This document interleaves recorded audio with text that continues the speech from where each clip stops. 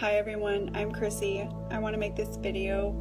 I'm not really sure how this video is going to go or even if I'm going to post this video, but I'm going to give it a shot. Okay, I want to talk about being an indigo child, about being born on this planet, knowing that this is not home, knowing that I am from somewhere else before this lifetime, that I am source energy as we all are, but I'm different somehow. I'm not from here, like most people have lived a lot of lives here. Being in a human body to me feels strange. I enjoy the experience, but at the same time it's strange. The whole concept of having this physical body with these eyes and this mouth and this nose and these organs and physical sex is very strange to me. It may sound strange to you hearing that coming from a porn star, but it's how I perceive life. Okay, so I want to tell you about my experiences being an indigo child. Growing up in school is when I first figured out that I was different from the other kids. I couldn't seem to socialize and play and do all the same things that other kids did. I had a humongous imagination, as I still do, so it was hard for me to concentrate in school. I didn't really care much about most of the subjects being taught in school. I didn't really see the point. I loved art, I loved music, I loved pottery, I loved gym class. I liked to hear some things about history, but anything having to do with war or things like that, it was all boring to me. Math was okay to a point, but after a certain point, that all got boring to me too. I didn't want to conform. The school system seemed like a bunch of bullshit to me, really. And I spent a lot of my time daydreaming about other things. It gave me low self-esteem growing up because it was hard for me to make friends.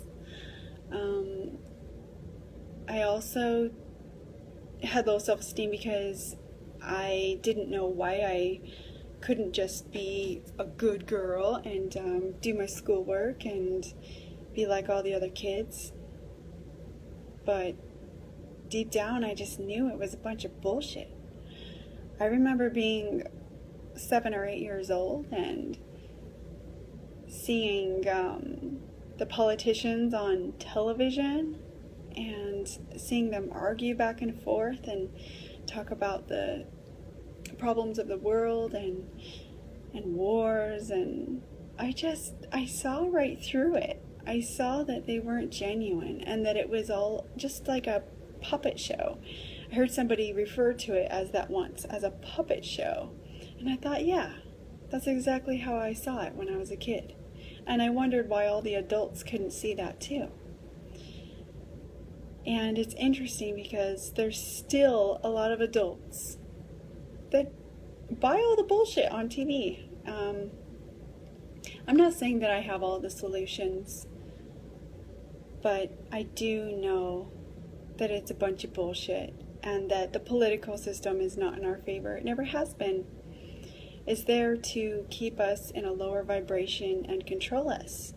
And they will act like they're doing good things here and there just to fool the majority of the population that are all like sheep, just herding together and waiting for somebody else to take the lead.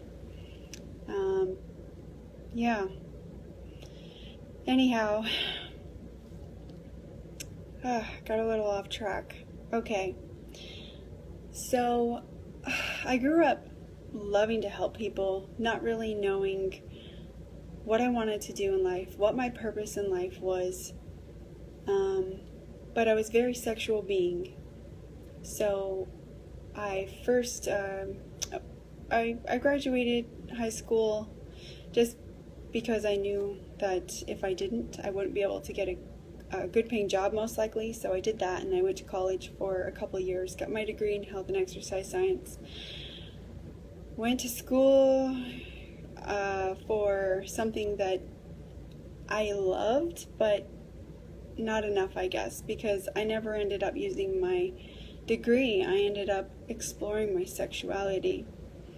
I went on to become a stripper and dance on stage to music that I loved, and with a crowd that felt my energy, and it was something that society looked down upon, but I didn't care. Why? Because I'm an Indigo child, and I followed what my heart wanted me to do. Following our heart's desires is when us Indigos will thrive. So if you are listening right now and you connect to this message I'm telling you, if you are not living your passion, your dream, whatever makes you happy in the moment, go for it. Go for it, brother. Go for it, sister. What are you living here for? For somebody else's dream? To be scared living in a box? Live your dream. Feel alive. So back to stripping. I did that because it made me feel alive. It made me feel like I could express my artistic dance and my sexuality and discover who I was sexually. I then went on to do pornography and make films, and for many years I loved what I did. In 2012, January, I began to have a rapid spiritual awakening. I started to naturally gravitate toward more live foods with the life force energy from the sun, fresh organic fruits and vegetables, and juicing. In February of 2012, I became vegan overnight, with the realization that animals are treated so poorly, like a nightmare,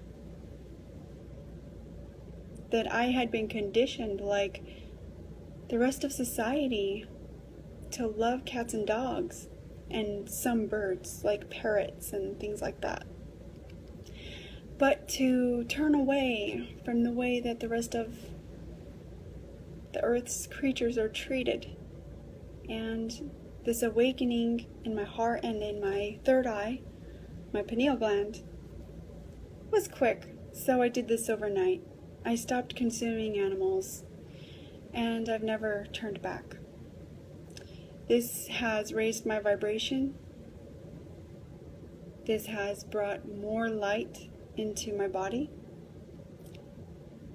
which is information of the God code, the code of the universe, the code of harmony, of sacred geometry.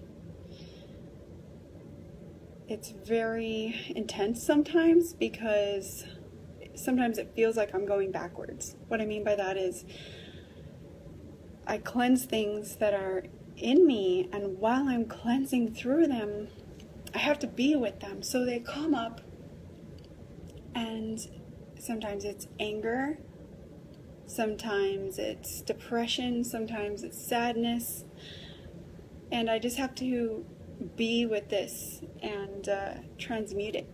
So sometimes it feels like I'm going downhill with this spiritual awakening, but I'm not. I'm only expanding and cleansing.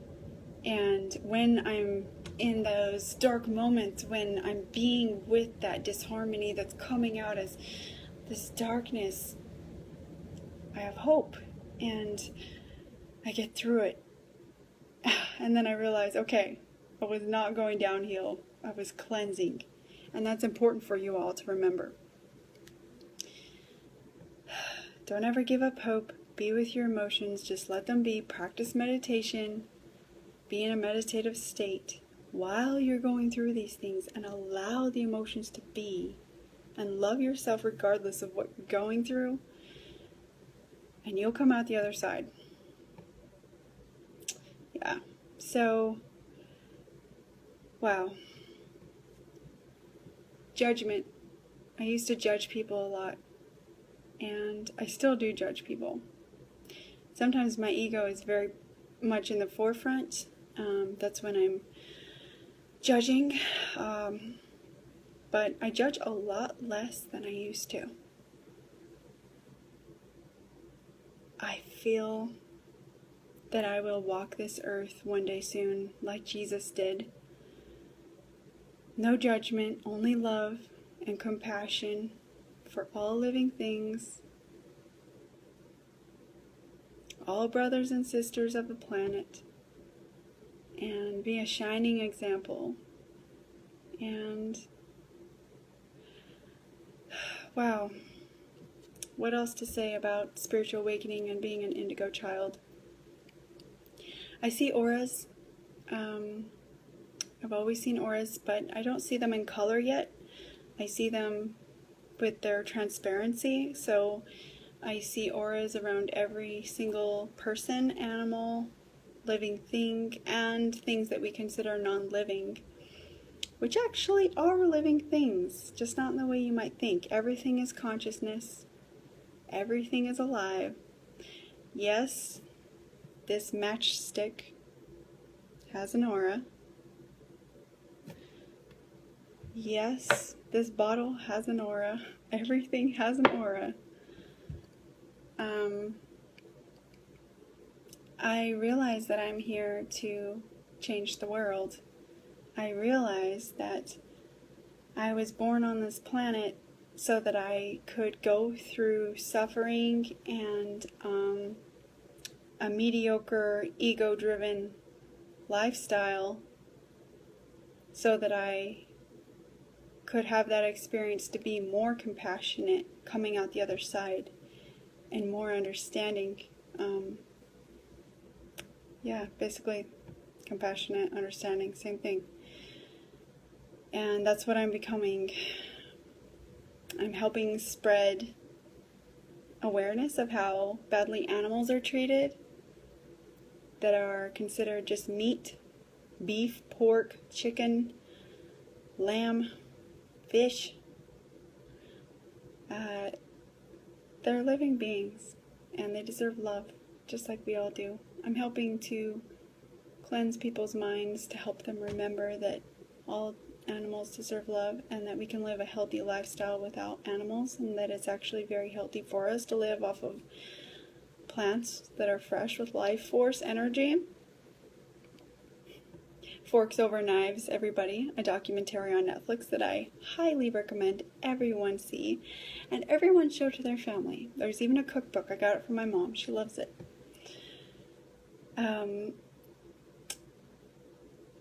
I never did understand as an indigo why humans see sex as something that's dirty, wrong, bad. It's so clear to me that sex is divine. It's our connection to God when we experience that connection with someone else, with another human being. Yeah, sex can be used in negative ways like rape and dominating somebody and stealing their energy, but when we make love with someone, when we make a connection with someone during sex, we're connecting more on a soul level with them than we're able to by just talking with them. It's sacred. It's very personal, yes. But what's wrong with that? Sex is a beautiful thing. And yes, the porn industry is looked down upon because women aren't treated so well a lot of the time. And yes, I'm speaking for myself. I was not always treated the best in porn. with some of the ways that the guys talked to me and treated me. But most of the time I had experiences in porn where I learned more about my own sexuality and about my own divinity, and learning to drop all of the conditioning that people have given me throughout life, that I have accepted, about the shame of being naked in front of people, or masturbating in front of people, or just all the shame. So much shame on this planet. And it's silly. Come on, people. Let's just drop it. Let's be proud of who we are. Let's express our divine nature sexually and be proud. There's nothing to hide. There's nothing to be ashamed of.